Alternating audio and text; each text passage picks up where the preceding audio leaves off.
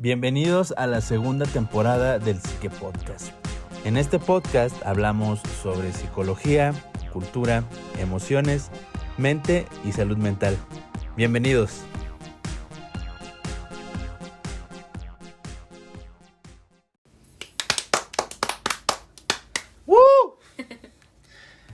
¿Qué tal a todos? Sean bienvenidos a este inicio de temporada, a este capítulo 1 de la segunda temporada del Psique Podcast. Yo soy Alberto San y estoy aquí con Diana Ortiz. Hola.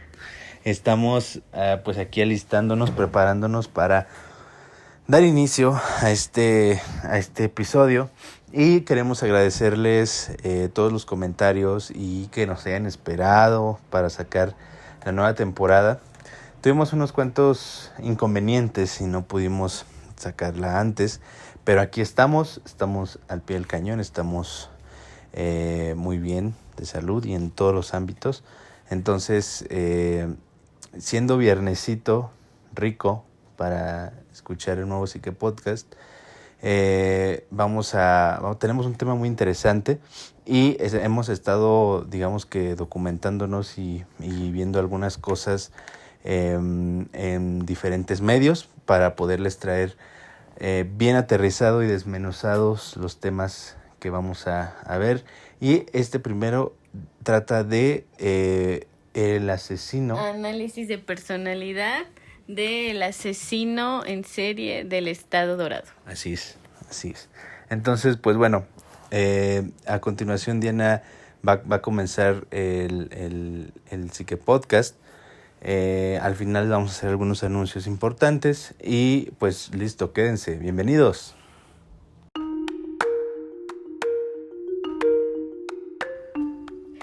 El asesino del Estado Dorado es solo uno de los apodos que los medios de comunicación le dieron a este personaje, ya que debido a que cometió los crímenes en diferentes estados, en primer momento se creía que se trataba de más de un criminal.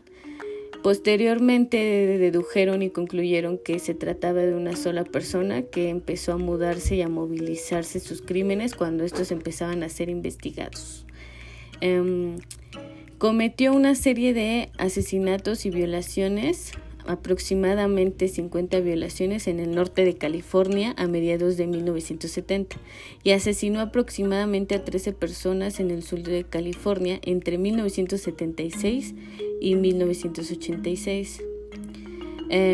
Joseph James DeAngelo, que es el nombre originalmente con el que nació, nació el 8 de noviembre de 1945 en Nueva York, hijo de un sargento del ejército de los Estados Unidos.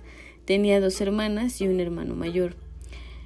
Familiares cercanos declararon que DeAngelo cuando era pequeño fue testigo de la violación de una de sus hermanas a los 7 años por 2 soldados en una base aérea americana en Alemania Occidental, que era donde estaban como refugiados debido a los conflictos en el país. Después de ser detenido, una de sus hermanas afirmó que él fue abusado física y psicológicamente por su padre mientras él era un niño. Entre 1959 y 1960, DeAngelo asistía a la escuela en Rancho Córdoba, California. En 1961 cambia de escuela y juega en el equipo de béisbol de su secundaria. Los fiscales informan que durante toda su etapa de adolescencia él cometió robos, torturó y mató animales. Este es obviamente una de las características comunes que se han catalogado dentro de los perfiles de criminales, violadores seriales y asesinos seriales. DeAngelo se unió a la Armada de los Estados Unidos en 1964 y sirvió durante 22 meses durante la Guerra de Vietnam como controlador de daños en un crucero.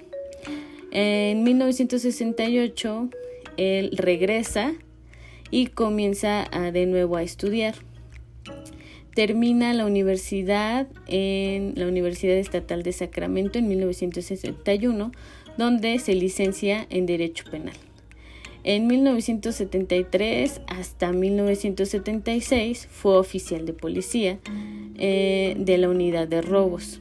Luego sirvió entre 1976 y 1979 como oficial en otro condado. Cuando fue arrestado, siendo oficial fue arrestado porque robó en una ferretería un martillo y un repelente para perros. A partir de eso fue sentenciado a 6 meses de libertad condicional, y lo despidieron como policía. A partir de ahí empezó a mostrar como rasgos de su personalidad, pero pues nadie iba a imaginar lo que venía. Empezó a amenazar de muerte a su jefe, a su ex jefe de policía, y también empezó a acosarlo fuera de su casa. Sus compañeros pues lo catalogaban como alguien serio y frío, distante, pero pues nunca vieron algo perturbador o una señal más allá. En 1970 DeAngelo se comprometió con Bonnie, una compañera de clase, pero ella rompió con él después de que él la amenazó con un arma para obligarla a casarse con él.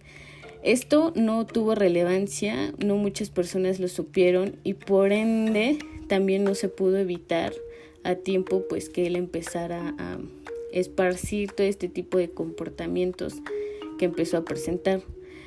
Posteriormente, algunas de las víctimas de violación describen que DeAngelo paraba de abusar de ellas, comenzaba a llorar y a veces gritaba "te odio, Bonnie", o a veces decía que Bonnie iba a estar muy enojado con él por lo que estaba haciendo, pero pues esa fue al final una pequeña pista que tuvo la policía y quienes investigaron el caso. En noviembre de 1973 se casó con Sharon, tuvieron 3 hijas y la pareja se separó en 1991, pero oficialmente solicitó el divorcio hasta el 2018. Se desconoce el historial de empleos de DeAngelo durante todo 1980, solo se sabe que se jubiló en 2017 y que trabajó como mecánico de camiones en un centro de distribución.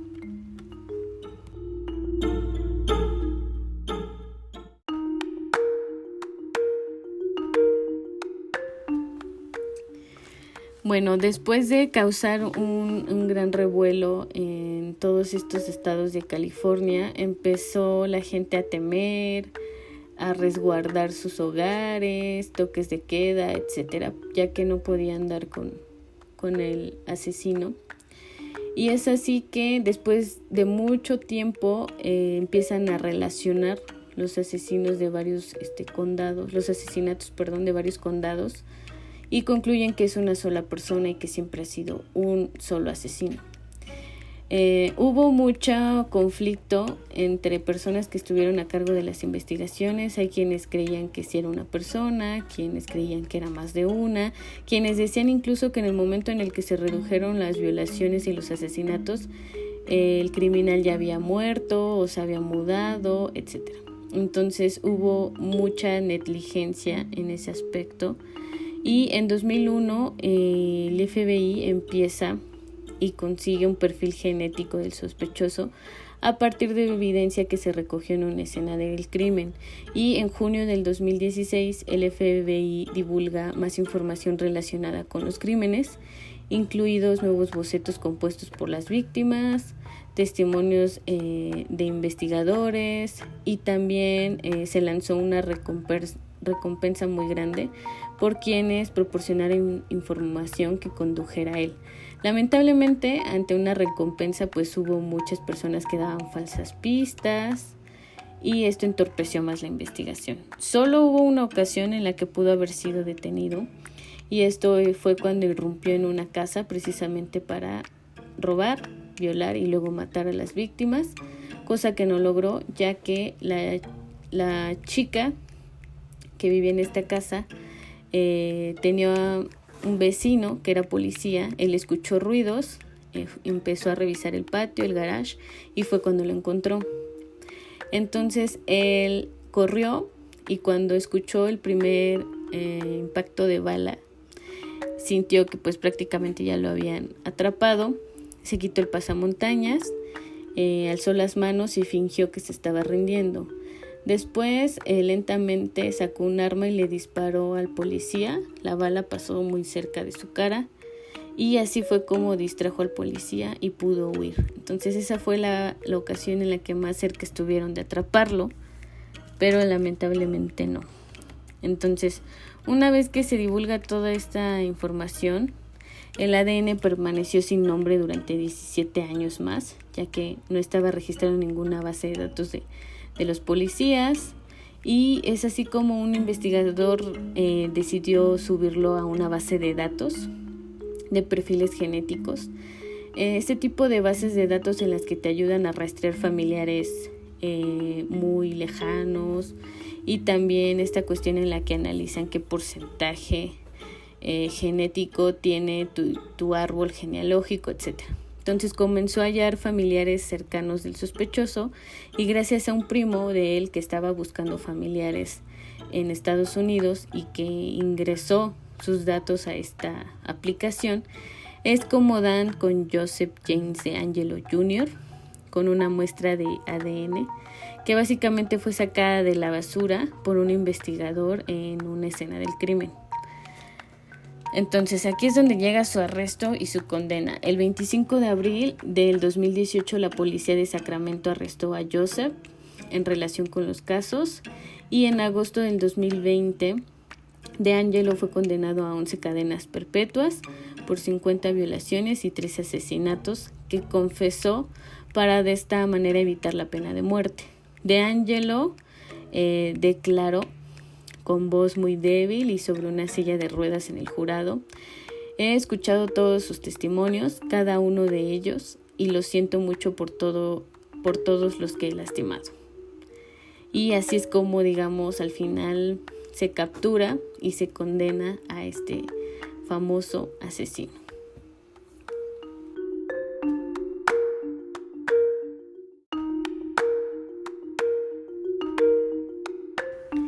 Ahora, antes de profundizar en el análisis de personalidad de Joseph DeAngelo, quisiera hacer como un paréntesis porque hay algo muy importante. Cuando les mencionábamos, Alberto y yo, que decidimos hacer este análisis de personalidad por la docuserie que vimos en HBO, que se llama Un asesino sin rostro, va otra cuestión respecto a la investigación de este caso. Este caso fue investigado por Michelle McNamara, una periodista experta en crímenes, que básicamente se obsesionó con la historia de este asesino y violador, y dedicó el resto de su vida a investigar y a escribir un libro. El libro, después de la muerte de ella, fue uno de los libros más vendidos y más leídos. Y de hecho, la docuserie se basa en los escritos y en la investigación que ella hizo. Y finalmente en el resultado que dieron, que fue en el arresto de él. Pero básicamente muestra el otro lado de este tipo de historias.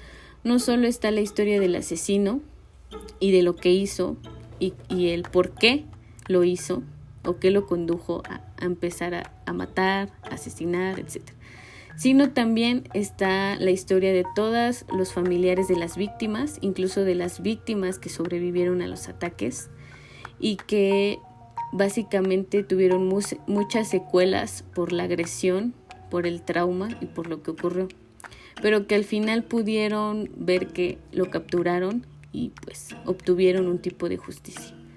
Sino también de las otras personas que también son afectadas y llevan daños colaterales, como son los policías, los investigadores, quienes atienden las escenas del crimen y quienes se obsesionan y dedican muchos recursos y mucho tiempo para dar con el responsable. Y una de ellas fue Michelle McNamara. Les repito, ella fue una periodista experta en crímenes. Dedicó mucho tiempo de sus últimos años precisamente a investigar todo lo que podía respecto a información o alguna pista que pudiera dar con él. De hecho, su libro y toda su investigación colaboró para que al final pudieran, a través de esa pequeña evidencia que encontraron, ingresarla a esta aplicación y poder dar con el asesino. Entonces, lamentablemente ella falleció víctima de un ataque al corazón, pero esto fue debido a una sobredosis. Ella consumía muchas drogas prescritas porque durante toda su investigación empezó a experimentar ansiedad, depresión y se volvió dependiente a este tipo de medicamentos para poder sobrellevar todo el cansancio y todo lo que le estaba haciendo sentir pues el dedicarle tanto tiempo y el haberse obsesionado con este asesino. Entonces, este es como el otro lado peculiar, es como un arma de doble filo. No solo lo que arrebata el asesino, el violador, el criminal, sino también las personas que intentan a toda costa poder hacer algo de justicia o poder obtener algo de información o de verdad ante este tipo de situaciones. Su esposo declaró que él nunca notó que ella fuera dependiente a este tipo de drogas prescritas, que básicamente sí notaba que ella a veces estaba preocupada o cansada o ansiosa, pero nunca creyó que pudiera llevarla a una sobredosis, que de hecho fue una sobredosis accidental, no fue un intento de suicidio. Y pues básicamente ella recabó y tuvo acceso a mucha evidencia que la policía le permitió ver. Tenía aproximadamente más de 300 documentos respecto a todas las escenas del crimen y a todo lo que habían recabado la policía. Básicamente, pues mencionan que de algún modo, irónicamente, pues McNamara fue la última víctima de DeAngelo, colateral, claro, ya que se obsesionó y pues esto le costó la vida. Y pues no sé qué les parece. ¿Qué te parece, Alberto? Con esto no concluimos, pero a mí me gustaría que me dijeras qué opinas de lo que hizo esta periodista, esta investigadora, Michelle McNamara. Creo que como toda persona amante de los crímenes y esto, este caso fue como su mayor logro. En la serie sí plasman pues el momento en el que ella muere y que digamos que su libro se queda inconcluso, bueno, no inconcluso pero sin final, me parece que avanzó demasiado el libro y las investigaciones y solamente el final era el que quedaba y pues pudieron llevar a la cárcel a este señor que cometió tantos crímenes y no sé, o sea, bueno, en lo personal se me hace, te deja, es un documental que te deja con un buen sabor de boca, ya que pues al final se hizo justicia por todas las mujeres que él violó, violentó. Entonces pues se los recomiendo. Está en HBO Max y pues bueno, creo que ahorita lo que ya todos piensan que viene son las recomendaciones musicales y efectivamente elegí algunas canciones que se me hacen interesantes, de grupos obviamente californianos, porque pues el asesino estuvo en varias localidades de California. Pero antes de eso, ¿qué va? El análisis de personalidad. Va el análisis de personalidad, es cierto. Y pues yo los invito a que vean este documental.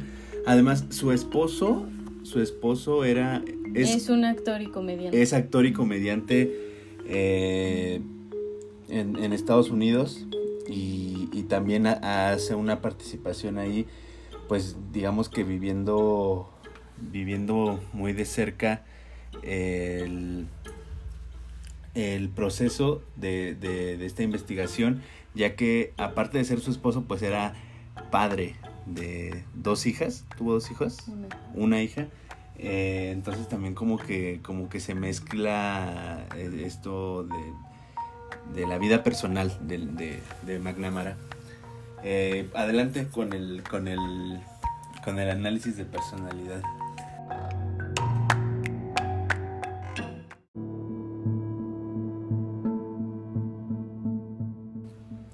Así es, bueno, como comentábamos hace un momento, McNamara y los investigadores que le ayudaban, tanto profesionales como aficionados de crímenes, personas que daban seguimiento e incluso se sumergían un poco más allá de simplemente leer o escuchar podcasts de historias de criminales o asesinos, pues de alguna manera o hasta algún nivel caían en una depresión o emocionalmente y psicológicamente se veían afectados. De ahí que McNamara pues al final de alguna manera fue consumida por esta situación. Ella mostró este interés desde que era pequeña, ya que surgió después de que una de sus vecinas fue asesinada y el crimen nunca fue resuelto.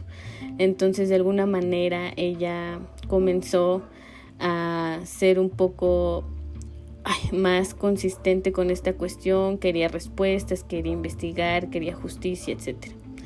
Entonces el documental es algo extenso, pero es muy bueno y muy detallado, no solo sobre la vida de ella, su esposo y su hija, sino también sobre todos los hallazgos, pistas y datos que pudo recabar sobre el asesino, sobre DeAngelo. Entonces, unos meses antes de fallecer, ella menciona en el libro pues cosas muy interesantes. Un poco sonaba como si ella presintiera que pues algo estaba por concluir su vida, la investigación, algo. Entonces el libro tuvo muchos conflictos para salir a la luz, para ser aprobado, y sí, ella falleció sin haberlo concluido, pero 2 colaboradores de ella le ayudaron a darle conclusión al libro, y de ahí que el libro lo pueden comprar, lo pueden conseguir, y voy a leer una de las citas de una carta de la autora al asesino, a DeAngelo, que dice: un día, no muy lejos, oirás que se detiene un coche delante de tu acera, el motor se apaga, oirás pasos que se acercan por el sendero. Y pues esto era la manera en la que ella podía darle conclusión, o podría al menos querer predecir que esto iba a tener un buen final, aunque pues ella no pudo estar aquí para verlo. Entonces, continuamos con el análisis de personalidad de DeAngelo. De hecho, hay un episodio o un fragmento de todo esto, que durante el juicio él fue arrestado ya teniendo más o menos más de 70 años. Entonces él fue arrestado y caminaba por sus propios medios. Y casualmente cuando empezó a ir ante el juez, él iba en silla de ruedas, iba muy demacrado, iba muy débil, se le dificultaba mucho hablar, ¿no?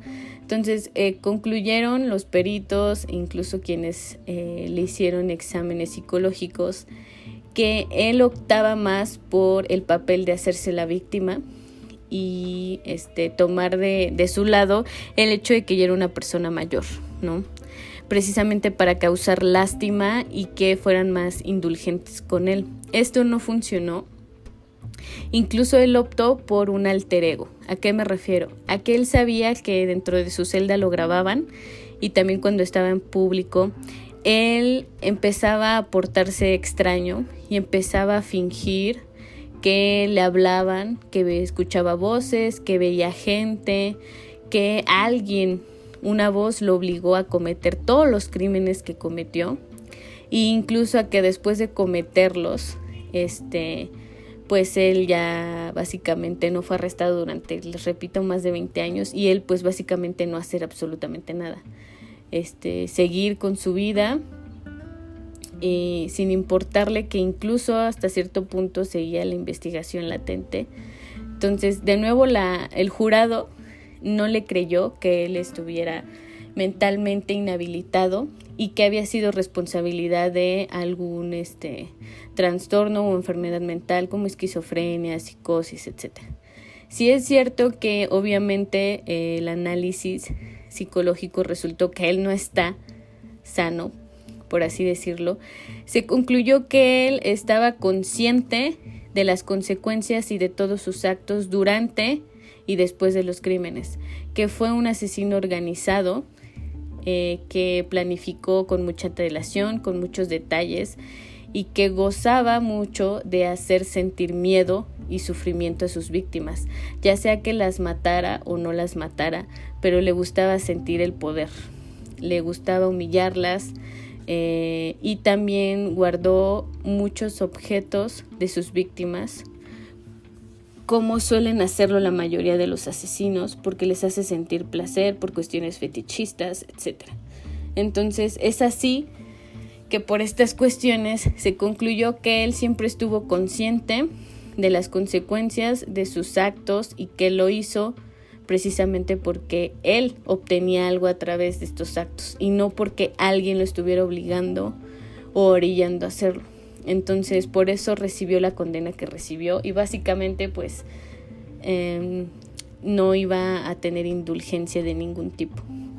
También por ello pues intentó disculparse con los familiares, pero pues no es así, ¿no? Muchos de los familiares estuvieron en el juicio, declararon en su contra y también pudieron desahogar algo de lo que sintieron por haber perdido a un padre, a una madre, a abuelos, a hermanas, a hermanos, por todo lo que él generó. Entonces, la recomendación, antes de las recomendaciones musicales, es que vayan a ver el documental. Se llama Un asesino sin rostro, que lean el libro de Michelle McNamara. Y este no es el único documental que se ha hecho sobre el asesino del Estado Dorado, hay más. Entonces, y recuerden, una recomendación muy importante, no se obsesionen al extremo. Sé que es atractivo por muchas razones esta cuestión de poder saber la historia, indagar sobre qué hace a una persona un asesino, un violador, etcétera, pero ya vieron que hay una delgada línea, entre el interés, la curiosidad, que hasta cierto punto puede ser sana, y más a quienes nos concierne respecto a cuestiones de salud mental, que nos intriga y nos proporciona un gran saber, todo lo que se ha indagado respecto a este tipo de perfiles, de personalidades, de enfermedades mentales. Y también la delgada línea entre obsesionarnos y perdernos en el abismo con todo lo que podemos encontrar respecto a todo este tipo de historias, de personajes y lo que deriva de ellos. Bueno, pues por mi parte es todo y vamos con Alberto y sus recomendaciones.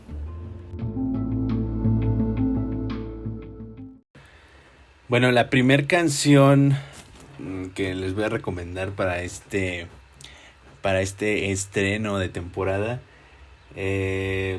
ya como se los dije anteriormente, es de grupos californianos y no podía dejar pasar a los Beach Boys, un grupo pues por excelencia californiano y que tiene canciones pues de toda índole, de ritmos muy frescos, guitarras muy alegres, armoniosas. Pero la canción de ellos que les recomiendo es Don't Worry Baby, escrita por Brian Wilson, el principal vocalista de los Beach Boys. Fue lanzada unos años antes de todos los crímenes que cometió este sujeto. Entonces bien podría sonar como banda sonora de las cosas tan horribles que hizo. Es una balada, es una canción que a lo mejor también ya han escuchado mucho, pero a lo mejor en otro contexto, ¿no? Los dejamos con Don't Worry Baby de los Beach Boys. Bueno, después de de Don't Worry Baby de los Beach Boys pasamos a la canción Bleach del grupo Las Cruxes desde Los Ángeles, California. Esta canción se desprende de su álbum del 2018 Ilusiones de Presiones. La banda es de Los Ángeles, todos son estadounidenses, pero cantan en español. Entonces, para todo nuestro público de Latinoamérica, una canción en español, pero sin dejar pasar el Sunflower Punk que manejan ellos muy bien, y obviamente con influencias pues claramente estadounidenses, ¿no? Entonces, con ustedes Bleach, vayan a conocer a la banda, se llama Las Cruxes. Un gran saludo a Yayo Trujillo, vocalista y guitarrista de la banda, y se quedan con esto que se llama Bleach. ¿Y qué tal el meneo de cabeza con esta rola de Las Cruxes? Ahora pasaremos con Under the Sun de Cuco. Cuco es un artista estadounidense de descendencia mexicana. Omar Baños es su nombre. Y pues Cuco es un artista de la nueva generación con un estilo un poco más lo-fi, indie rock, indie pop, pero también se aventura a cosas interesantes. Y Under the Sun es un claro ejemplo. Es una canción de naturaleza tranquila y que de pronto muta a una cumbia. Entonces los dejamos con Under the Sun de Cuco. Báilenla, disfrútenla. Bueno, pues esas fueron las recomendaciones musicales. Que queremos aclararles que actualmente la función para que puedan escuchar de manera continua las canciones, o sea, después de que las presento, está únicamente disponible para Spotify. Próximamente estaremos incursionando en otra plataforma para poderles llevar las canciones a cualquier plataforma desde donde nos escuchen. Nuestros máximos oyentes están en Spotify, en Apple Music y en Google Podcast. Entonces, si nos están escuchando en alguna otra plataforma y solamente lo que escuchan es silencio o absolutamente nada, no se saquen de onda, no es una falla técnica, es cuestión de el distribuidor que utilizamos para hacerles llegar este podcast, ¿no? Entonces, Diana, ¿algo que quieras agregar? ¿Qué tal te la pasaste en este primer episodio? Bien, pues aunque estamos algo oxidados, esperemos que se hayan divertido, que hayan aprendido algo, y pues cualquier pregunta o cualquier recomendación estaremos leyéndolos en redes sociales. También para decirles que nos vamos a estar viendo más seguido, definitivamente, sí, ahora que lo retomamos, y que va a seguir nuestra sección de análisis de personalidad, también nuestra sección de estudio de caso, pero agregamos 2 nuevas categorías, por así decirlo, secciones.